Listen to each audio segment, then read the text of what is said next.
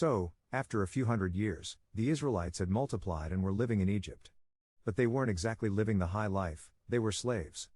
Enter Moses. He was just minding his own business, tending some sheep, when he saw a burning bush that wouldn't stop talking to him.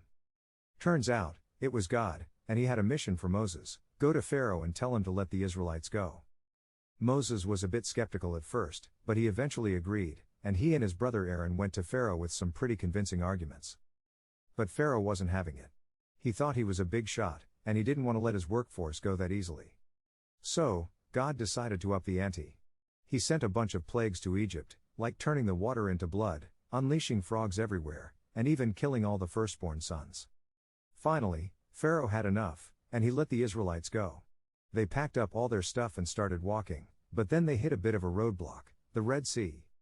But, with a little bit of divine intervention, Moses parted the sea, and the Israelites walked across on dry land. They made it to the other side, but they weren't exactly out of the woods yet. They had to wander around in the desert for 40 years, eating manna and complaining about everything. But, through it all, God was with them. He gave them the 10 Commandments, helped them build the Ark of the Covenant, and even provided them with some pretty stylish clothing.